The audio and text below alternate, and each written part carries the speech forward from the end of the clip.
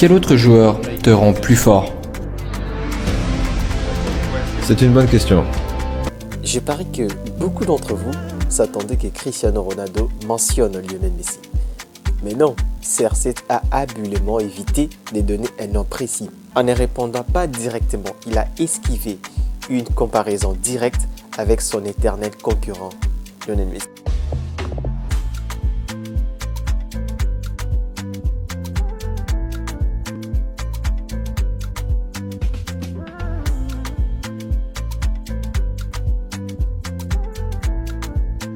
Mais une question qui peut nous intéresser, comment Cristiano Ronaldo a intelligemment esquivé cette question fermée qui dissimulait une comparaison directe avec Messi? Quel autre joueur te rend plus fort?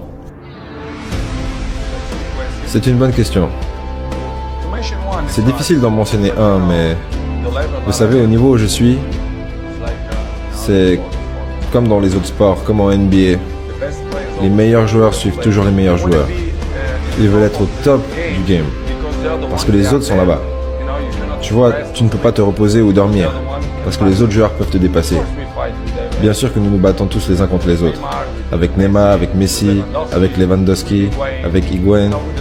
Tu sais, avec les meilleurs joueurs du monde. Donc, ce que je veux dire, c'est que ce n'est pas vraiment un combat. C'est plutôt une compétition saine. Et on se bat tous simplement pour être le meilleur.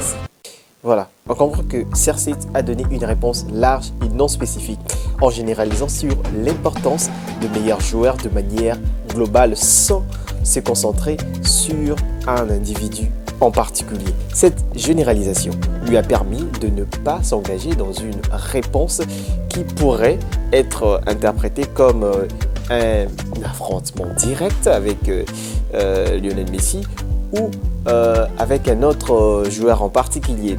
Donc vous le voyez venir, il s'agit de la réponse généralisée.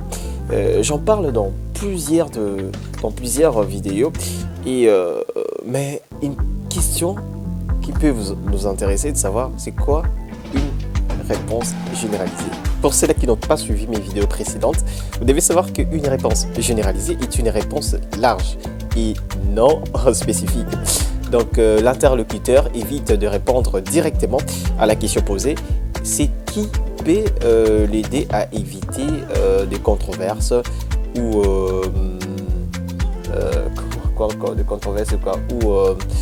engagement précis. Ouais, je pense, engagement précis. Ouais, je pense. Mais je me pose toujours la question de savoir comment appelle-t-on cette stratégie qui consiste à donner une réponse généralisée. La réponse, vous pouvez mettre dans les commentaires, ça sera intéressant. C'est sûr que Cristiano Ronaldo a utilisé la réponse généralisée pour gérer son intervention de manière diplomatique. Ah, c'est comme des politiciens. Voilà. En évitant de mentionner Lionel Messi, il a évité la rivalité médiatique entre eux, en fait, tout en soulignant l'idée que la compétition avec d'autres grands joueurs, en général, le pousse à exceller. Là, on comprend super bien que, voilà, il essaie de nous amener dans cette logique de réponse généralisée. Et puis, cette réponse lui a permis de rester respectueux et professionnel tout en évitant une réponse directe qui pourrait être exploité par des médias pour créer des titres sensationnels, je pense. Ouais, ils ont l'habitude de le faire. Pour certains, l'Argentin est le plus grand joueur de tous les temps, et pour d'autres, le Portugais le bat à plat de couture. Ce que l'on ne peut nier, c'est que ces deux joueurs sont les meilleurs de leur génération et qu'aucun autre ne se rapproche du niveau auquel ils opèrent. Ce qui rend... Mais c'est que sûr, Cristiano Ronaldo n'est pas le seul à utiliser cette réponse généralisée.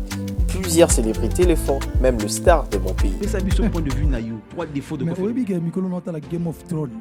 La qualité de défaut oui, mais bon. La Lannister, bango ko bomba batu pour battre la pouvoir na bango. Qualité. Maintenant, on a les stars, il y a des défauts. Oui, la TV Balou, un roi qui se défait comme ça, après ça va des fois. Non. C'est des défauts. Un roi n'a pas besoin, il y a vie à bateau.